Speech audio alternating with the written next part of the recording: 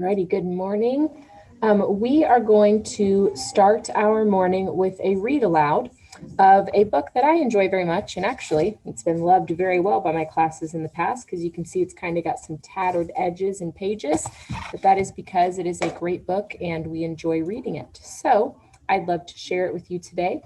As I am reading this book, we are going to pause at random times to have some discussion and to share some information and our thoughts on the text, just like we do when we're watching our Class Dojo series. So make sure you are ready to participate in those discussion questions by understanding what's going on in the book. So I will share my screen with you to introduce the book. We are going to read the book, Danny the Duck with No Quack. Danny the Duck with No Quack. And Danny is a shy duck. He normally does not speak up, but something is about to go terribly wrong. Will he stand up for himself?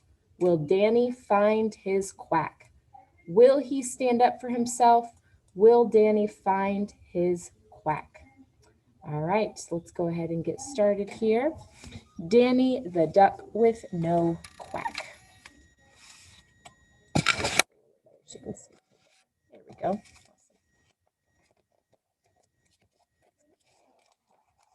By Malachi Doyle and Janet Samuel. Every morning, the ducks and the hens gather in the yard for a chat. How's the quack, Danny? Asked the chicken. What's the story? Tell us the news. But Danny is a shy little duck, and he never knows what to say. He keeps his beak firmly shut, bows his head, and turns away. Come on, Danny, squawked the birds one day.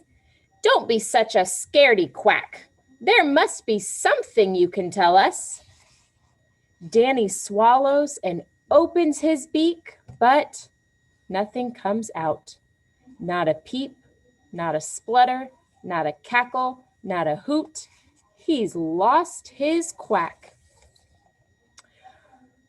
Right, thinks Danny, that's it. And he takes up off the lane to find a tale worth telling. Yes, he wanders up the track to find his quack. Pause.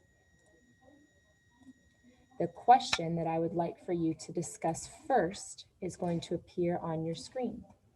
Tell about a time that you felt shy. You're going to tell about a time that you felt shy. And then you're going to share about that time. I'll share mine to give you an example. One time I was really shy when I first got my job here at Indian Creek. I felt like I was so young and I didn't know what was going on. And I was around all of these amazing teachers. And I wanted to make sure that I was listening to what their ideas, and I wanted to make sure that they would like me. So I felt very nervous. So I was very shy and quiet when I first started teaching at Indian Creek because it was a new environment to me. I hadn't ever been in it before. So now I'm going to ask you to tell about a time that you felt shy. So when is a time in your life that you have felt shy? You were asked to tell about a time that you were shy. Is there anyone who would like to share about a time that they felt shy? Goodness, so many. Yes, Vinny. The time when I felt shy was when I first went to Indian Creek. Oh, we have that in common. So when you came as a student, you felt shy. I felt shy when I came as a teacher. Wow. Brayden, when did you feel shy? I felt shy when I first started soccer because I was nervous because what happens to have really bad. Oh, so maybe thinking about your skill level and if you could do what you were asked to do. Okay, so not only new places, but new things that we try can make us feel shy. Aiden G? I was nervous when I went to fourth grade And how did that make you feel shy? Why were you shy? because I didn't know anybody at the school. So being around unfamiliar people can make us feel shy sometimes. Terrence? When I first started basketball, I was nervous because I didn't think I was ready, but now I am. Oh, so you can kind of connect with Braden. You started a new sport and you didn't think you had the skill yet, and it just took time to realize you were good to go. Trying something new. And football. Okay. Amariel? I was shy when the first time I went to that school Why did you feel shy? because I was shy because I didn't remember the students. Yeah, so when our memory doesn't work very well and we can't think of what's going on around us, that can make us feel shy. Levin? When I was in the basketball contest for my medal, Why did you feel shy in a contest? because it was one of the best. It was one of the best teams that we were going against, and I was going against a shooter. Wow. So when we feel that people might be better at something than us, that can make us feel shy as well. Thanks for sharing. Alejandro? When I went to a wedding Why did you feel shy at a wedding? because I didn't know anybody and my shoes I were wearing made me feel like I'm going to fall. But the best part Oh, yeah. So sometimes even what we're wearing can make us feel shy. If we don't feel comfortable in it, or like you said, you felt like you were going to fall, we might feel a little bit embarrassed. Or if we don't normally dress that way, it can make us feel shy. Good. Josh, last one. When's the time that you felt shy? A time that I felt shy was every time that I would go to like a new grade or like a new school and I would first start the day, like our first day of school, I would be shy because I didn't know anyone. Yeah, so that's kind of an experience that repeats in your life is every time there's a new class you have to go to, a new situation or environment you have to get used to. Yeah, that can make us feel shy. Leah, I didn't mean to leave you out. I didn't see your hand emoji. Go ahead, sis. One time I was at my brother's Cub Scout contest, and there was a costume contest, and I was shy to go in it, but I was brave and I went in it, and I won the contest. Wow. So you had a situation where you felt shy, but there was a reward for kind of pushing yourself through it and saying, I can do it. Nice. Very good. All right, let's go ahead and continue on and find out where Danny the Duck is going on his journey. He said he's going to take off and he's going to find something that he's going to want to talk about. Let's find out what that is.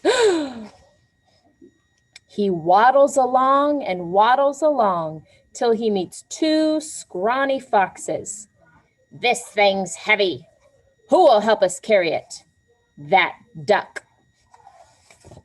And so he does. Thumbs up or down? Is this a good idea or a bad idea?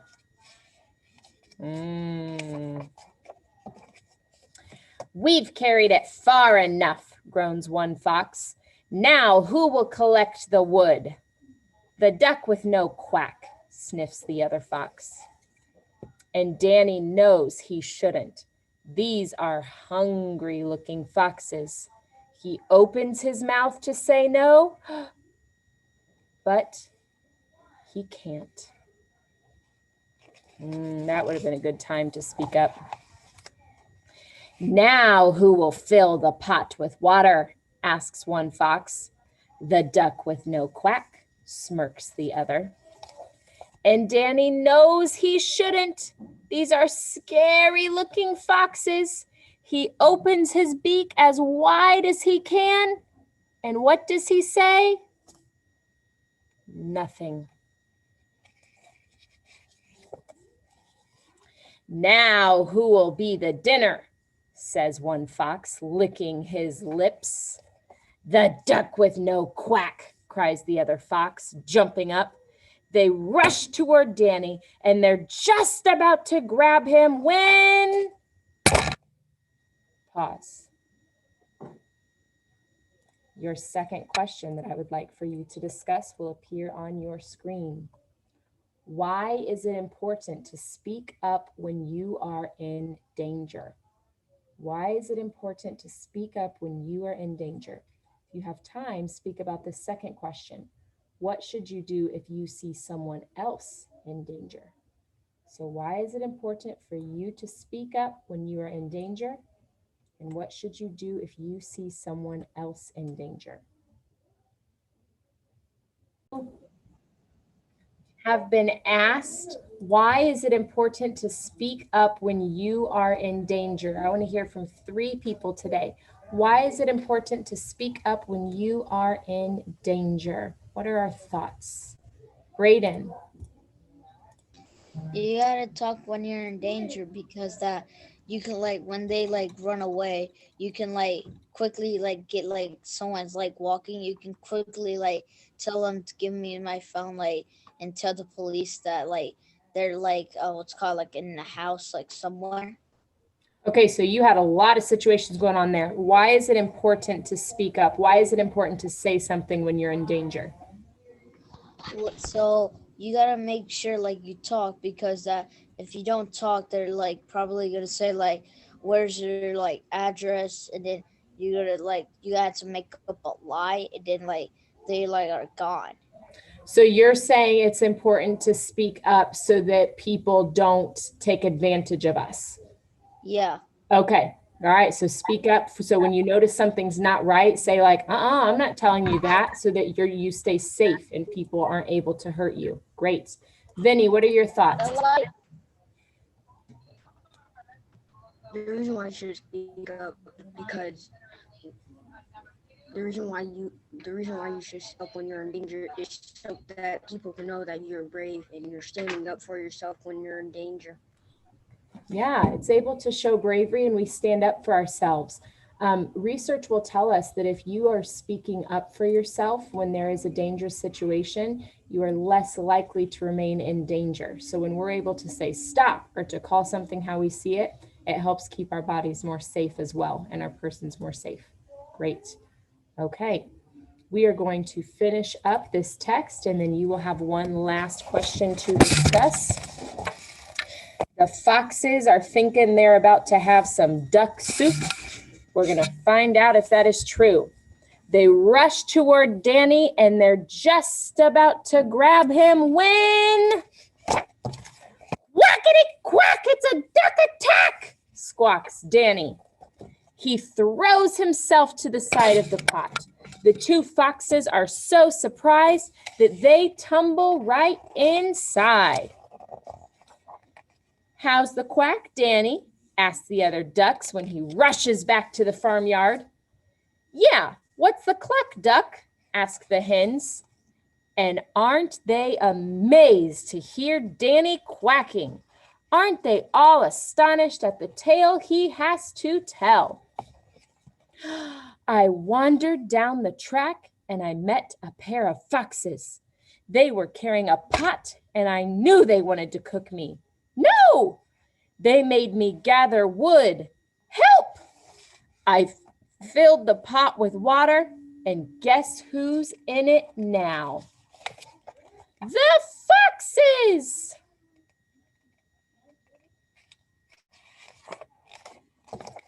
Go away, cluck the angry hens, and don't come back, quack the ducks. And Danny's quack is the loudest. Quackity quack, he says, don't come back. The end. All right. I would like for you to take a look at this final question. Did you feel sorry for the foxes? Why or why not? So the foxes ended up in the hot pot of water. Did you feel sorry for them? Why or why not? You were asked, did you feel sorry for the foxes? Why or why not? This will be interesting to hear our class's opinions. Did you feel sorry for the foxes? Why or why not? Let's do a visual first. If you did feel sorry for them, give a thumbs up. If you did not feel sorry for them, give a thumbs down. Let's look at everybody's screen and see how you feel. Yes, I felt bad for them. No, I did not feel bad for them. Interesting. Okay, let's hear from a few of you. Steve Rogers, what is your opinion? I'm sorry for the foxes because they were only doing what nature intended. Ah, so you're saying it's natural for foxes to eat ducks. That's their natural prey, and they shouldn't have been made to feel bad for it. Okay, real life connection there. Christopher, what is your opinion? My opinion is I don't feel sorry for the foxes because they tried to eat the duck. So you think they kind of got what they deserved? Okay, so a different opinion. Because the duck couldn't talk, so he couldn't like. Go ahead and finish. I was saying that he couldn't talk the duck, so he couldn't say stop to them. Ah, okay. So you feel that they were kind of being rude because they knew the duck couldn't talk and they kept being rude anyway. Yeah. Great support for your opinion, sir. That's some great text evidence there. Lev Beeston 35, what do you think, sir? I don't feel sorry for them because it's just a baby duck. So you don't feel bad for the foxes? I do feel bad for the foxes. Why? Because they didn't get the dinner. Oh, okay. So you're kind of lining up with Steve Rogers there, natural course of nature. All right. TJ, what are your thoughts? I feel bad for them because you don't treat somebody else like they treated you. This keeps going on. Going back to that golden rule. Okay. Good connection there. What else, Tim? What's your opinion?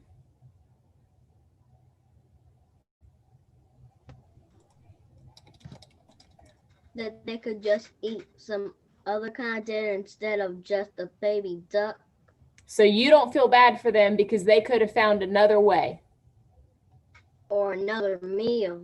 Oh, okay. They could have been vegetarians. William, what are your thoughts? I do not feel sorry for them because Danny, he didn't have to get eaten, and they knew that he couldn't talk, and they were just being mean because they were hungry. You're kind of lining up with our other friends that said they were taking advantage of him. They knew he couldn't talk, so they kept pushing it anyway. All right. Leah. I do not feel sorry for them because they were making the duck do all the stuff to make the soup, and then they try to eat the duck. So I don't think that's fair. So they were making him do the work for his own demise. Yeah. Yeah. So you're kind of lining up with it. They got what was coming to them frame of mind there. All right. Aiden G, close us out, sir. What are your thoughts? I don't like them because they were trying to eat him by letting him do all the work. Because they were being mean to him and trying to eat him, but he escaped because they scared him, and then he was able to talk. So you think that the right thing happened at the end when Danny the duck was able to get away? All right. I know we have so many opinions on this. Thank you for great conversation this morning. We will definitely be reading some more books in the weeks to come that can give us some inspiring conversation as well. I want us to take a lesson away from this book, which is when we are in danger or when we see other people in danger, we must speak up. Danny had to overcome his shyness and his kind of hesitancy in order to speak up to keep himself safe and eventually to keep his village safe as well so that the foxes didn't come there. So even though it's difficult, make sure you are speaking up for the right thing when you are in danger or when you see other people are in danger. And we got that Vinny seal of approval in the chat. He says it's a good book. I agree. That's why it's so well loved in my classroom. All the pages are tattered because kids love this one. All right.